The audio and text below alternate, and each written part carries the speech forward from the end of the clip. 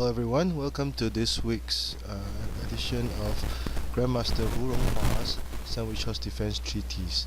This will be the third board in chapter 6, whereby we will study and inspect the effects of red playing the pawn rank chariot.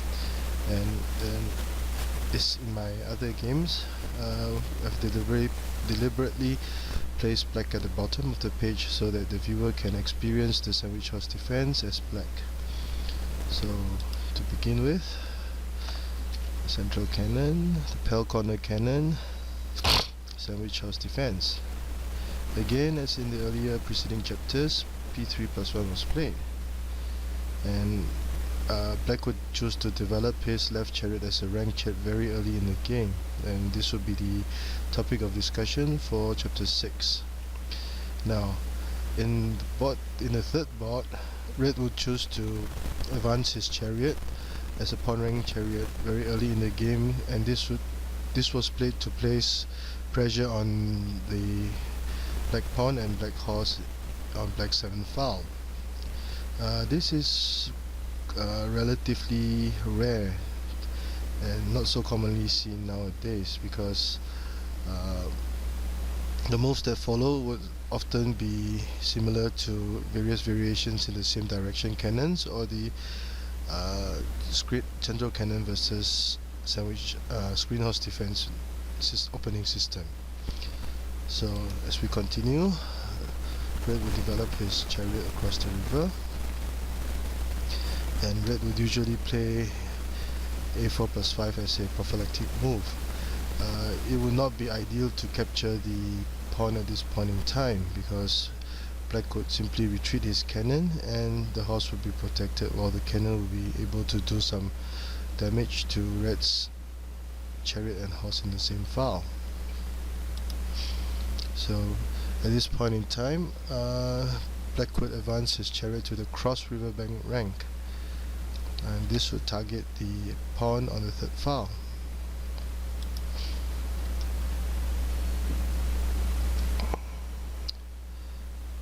Black could the main reason for making this move would be to deny black a chance to attack the bottom rank after playing c6 equals to 7, and it will also protect the pawn on the riverbank rank. And black would in turn play a prophylactic move by himself.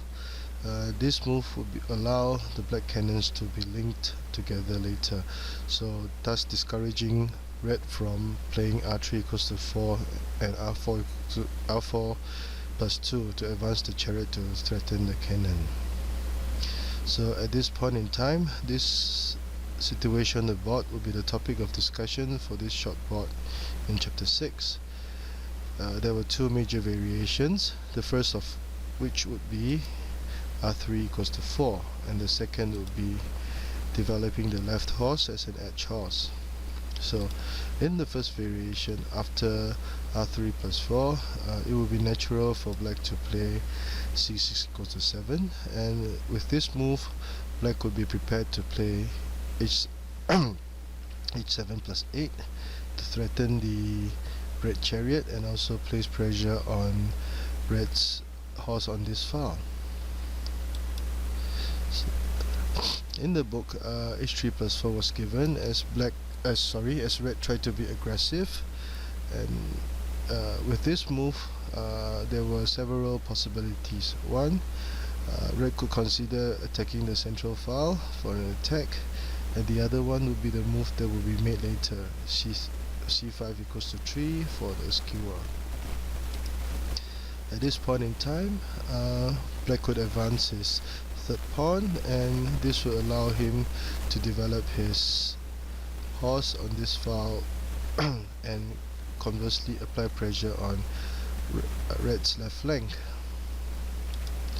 So as mentioned earlier, the Grandmaster gave this move in the book. Now this will be a skewer, because the red cannon will be threatening the black horse, and also the black cannon should the horse move away. And at this point in time, it was advocated that black did make this move. So with h7 plus 8, this would be a slightly complicated situation. The black horse would now be threatening to capture both the red chariot and the red horse, and also the cannon in the same file. So usually red would play p3 plus 1. This would deny the black horse from capturing the chariot or horse, and also threaten to capture the black horse. So in effect, it would be a trade of the red cannon and the black horse. So at this point in time, while it would seem to be it would seem that red could consider capturing the horse, but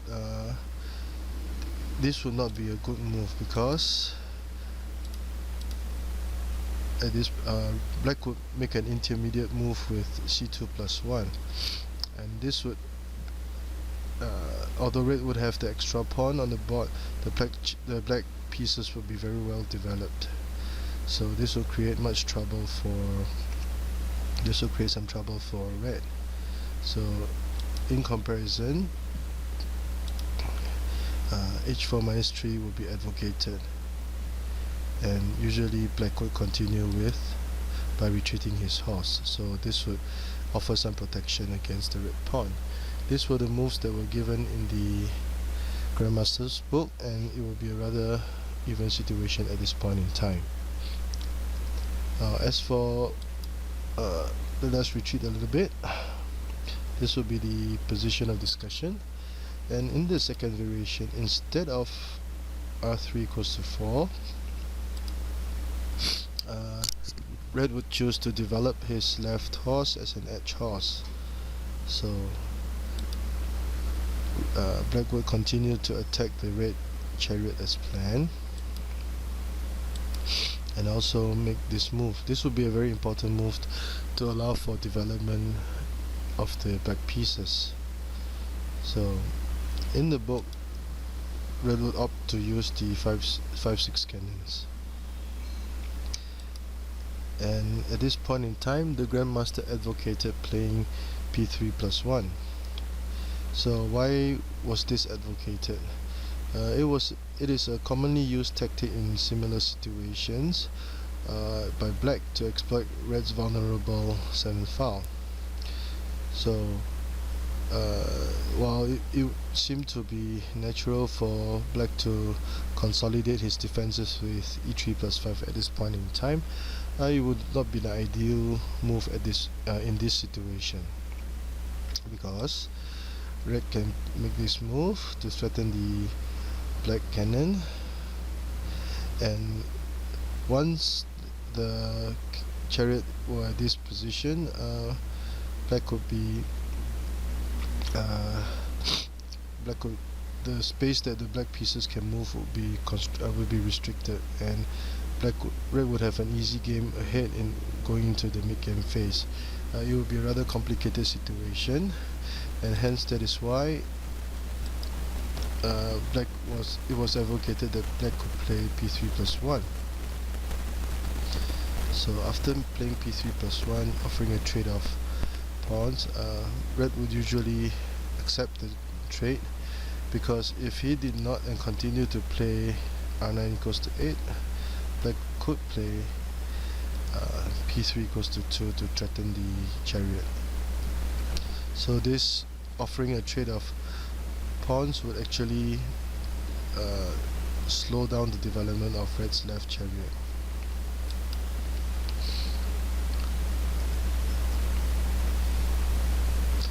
And at this point in time, black would retreat. So this would be a rather even situation, and although red would have the advantage of an extra pawn, black would have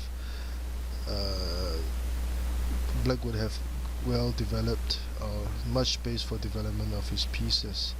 So although it will be an even situation, black can be very satisfied with this outcome.